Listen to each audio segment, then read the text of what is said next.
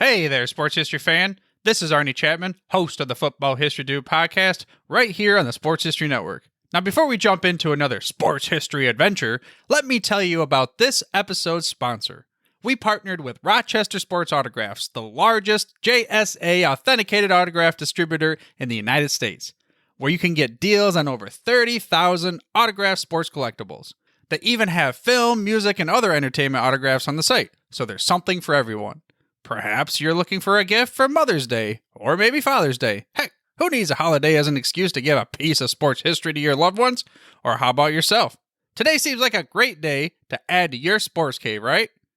But how is RSA able to offer such great deals on JSA authentication, you ask?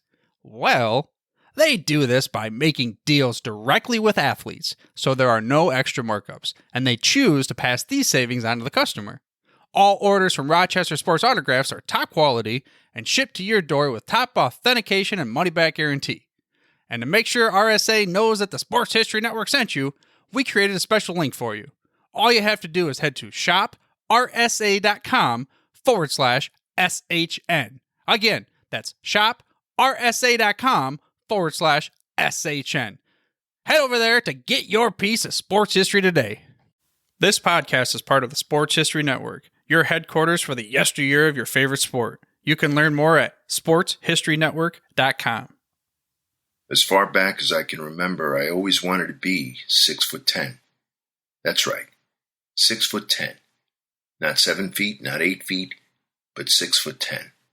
All of my heroes back then were 6'10". Ted Cassidy, Richard Keel, Dave Winfield, and Big John Studd. If you don't know whom any of these people are, look them up. You'll find out what they did and how tall they were. You'll also find out Richard Keel was more like 7'2", but hey, close enough. To me, being 6'10" meant I could be a professional wrestler without having the physical stigmas of giantism. Anytime I sat and watched wrestling with my dad, I knew I wanted to be a part of those men in tights, body slamming each other on the mat like they were somebodies in a world full of nobodies. The old man and I could tell right away who were the chums and who were the sharks. I wanted to be a shark. The sharks did what they wanted. They were usually the biggest and tallest of the bunch. They were guys like Ernie the Big Cat Ladd, Killer Khan from Mongolia, actually from Japan, Gorilla Monsoon, Blackjack Mulligan, and Giant Baba from Japan, actually from Japan. They were all shorter than Andre the Giant by a few inches, and even though no one could ever really hang with Andre, I didn't want to be like Andre. Being 7'4" and over 500 pounds is a lot to live up to. Every night before I went to bed, I made it my business to ask God to make me 6'10". All I wanted was to wake up a little bit taller every morning. If he could grow me so I could be one of the tallest boys in the class, I'd take that in the meantime. It would mean I was on my way to wrestling stardom. 6'10" overnight was a lot to expect from God, seeing as he had other matters to tend to, like world hunger and all. The tallest boy in our 4th grade class was a boy named Javier Jimenez. He was probably 5'7", and that was pretty tall for an 11-year-old boy, because he never took advantage of his height and was a genuine good soul most of the time. The other kids called him Big Bird. I didn't envy that part of being the tallest kid in the class, but there's a price to pay for anything that's worth having, or so my dad always said. I was probably the 4th or 5th tallest kid in the class, but that wasn't good enough for me. I wanted to be number 1. My unshakable faith in God and his generosity led me to believe a growth spurt was waiting for me right around the corner. To avoid getting tagged with a nickname like Big Bird, I decided it would be smart for me to choose a name of my own making before spurting to the top of the 4th grade class. Wrestling was just one of my passions back then. My other great passion in 1982 was video games. And it wasn't so much the playing of the video games. My poor hand-eye coordination made me suck at playing them, as it was the aesthetics of gaming. It was all about the artwork of the gaming characters, the sound of the 8-bit synthesized music in the background, and the stylized designs of the full-size stand-up cabinet arcade machines. I could peer over a good player's shoulder all day, as long as I could stay immersed in the sights and sounds of the arcade. This secondhand excitement saved me a lot of quarters back then. The money I didn't spend on gameplay, I spent on wrestling and video game magazines. I found the name I was looking for in one of those video game magazines, or maybe it was a newsletter of some sort. But the article was titled Computer Software News, and it read as follows. GameStar is announcing several new sports-oriented computer games for the Atari 400 and 800. Later in the year, they will introduce the ultimate sports fan, Dutch Doogan. Planned as a series, The Adventures of Dutch Doogan, it will be geared toward older teens and adults. Extensive use of animation is planned. And there it was. Just like Mark Wahlberg said in the movie Boogie Nights. I see this name in bright blue neon lights with a purple outline. And this name is so bright and so sharp, like it can cut glass, that the sign just blows up because the name is so powerful. It says, Dirk Diggler. Well, my sign said Dutch Doogan, but you know what I mean. Dutch Doogan was going to be my wrestling character's name if I ever made it to the big time, and yet something was missing. A point of reference, a model for my character. I needed a flesh and bone basis for Dutch Doogan, someone I could visualize. It came to me a week later while I was watching the 11 a.m. WWF ALL-STAR WRESTLING show.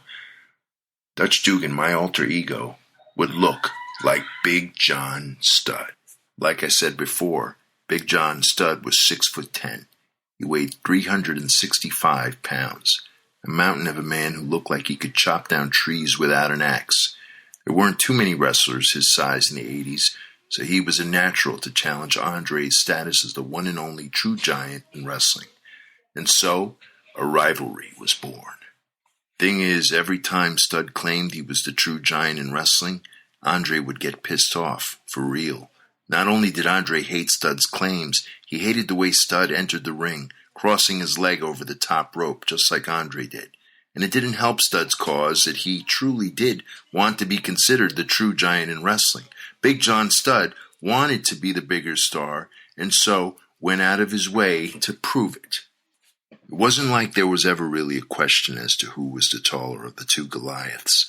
Andre was said to be 7'4", but was actually, according to his French passport, more like 7 feet. Some say maybe even less, owing to wrestling's propensity to exaggeration. A picture I saw on the internet of the two behemoths standing side by side shows Andre was a bit taller than Studd. But none of that mattered to Big John Studd. Incontrovertible proof or not, everywhere he went, Studd continued to say he was taller than Andre, bigger than Andre, and tougher than him too. I have to tell you, I liked Studd's attitude.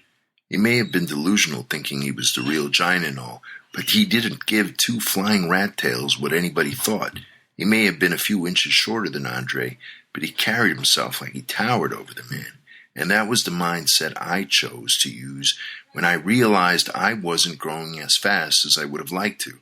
If I couldn't be 6'10", I'd act 6'10".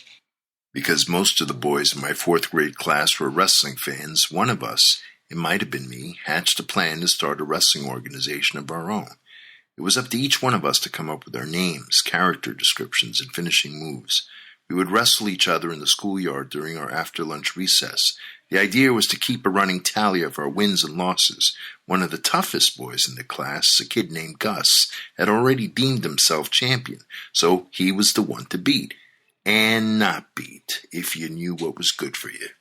Everybody in my class knew me as Dutch Doogan, the big man, who went around proclaiming himself the true giant of the 4th grade. Poor Javier had to put up with me calling him out during recess to fight the true giant. Playing up the heel role and borrowing a page from Big John Studd, I also challenged Javier to try and body slam me. This was pretty stupid on my part, as Javier was probably strong enough to pick me up and slam me on the asphalt of the schoolyard. Javier didn't want to have anything to do with our wannabe wrestling organization, so he just ignored me. Maybe that's what Andre should have done with Stud. Just ignore him. But how do you ignore a guy whose entire shtick is declaring himself the true giant of wrestling? On top of his declarations, Stud offered $10,000 to any wrestler who could body slam him, boasting no wrestler had ever slammed him before. The prize was later raised to $15,000. In March 1983, Andre the Giant got his shot at trying to body slam Stud, but it wasn't quite as easy as it should have been. Just as Andre was hoisting Big John Studd off his feet, manager Freddie Blassie latched onto Studd at the last second, adding an extra 230 pounds of weight to Andre's load. Andre tried to lift Studd twice more, but each time Blassie grabbed onto Studd, thwarting Andre's efforts and diverting his anger to Blassie instead of Studd. Andre shoved Blassie, and all the cash Blassie held flew into the grabbing hands of the jubilant ringside crowd. With Andre's focused on Blassie and the swirling cash, Studd seized the Giant's distraction to attack him with kicks and punches until Andre quickly recovered and cleared the ring of Blassie and Studd. What a great way to add fuel to the feud. It was a feud that lasted 4 years and might have kept going if it wasn't for the ultimate clash of the Titans that was Andre versus Hogan. All roads were leading to that monumental match. Big John Studd fell to the wayside. John William Minton was Big John Studd until 1986. He retired from wrestling for 2 years before returning to the Squared Circle in 1988. Upon his return, Big John Studd feuded with the Heenan family, Bobby Heenan's stable of wrestlers, and Bobby himself over Heenan's newfound alliance with Andre the Giant. Since Andre was now a heel, Studd had no choice but to go babyface. Even though I never bought Studd as a babyface, he still carried himself as a big man, and he never stopped using his finishing move. Studd's finishing move is second only to Blackjack Mulligan's claw in my book. John Studd was known for 2 big finishers, the bear hug and the torture rack. These are both tall man moves, but the torture rack is the one that looks like it is the more painful of the two. The torture rack is the one I used on one of the smaller kids in my class who got involved in our short-lived 4th grade wrestling organization. So I basically picked poor little Eric up, draped him across my shoulder, and pulled down on both his shoulders until he cried uncle from the excruciatingly crunching pain.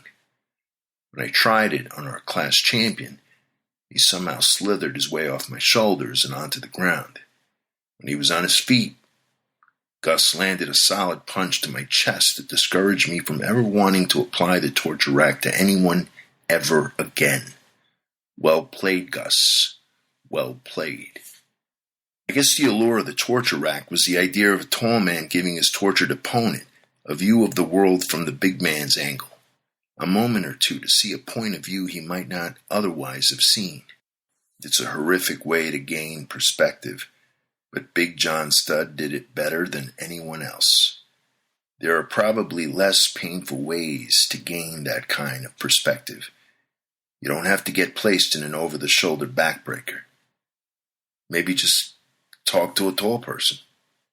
Even though the lunch recess wrestling ended a few days after Gus's devastating chest punch, I held on to the Dutch Doogan moniker for years and years. No one actually calls me Dutch Doogan.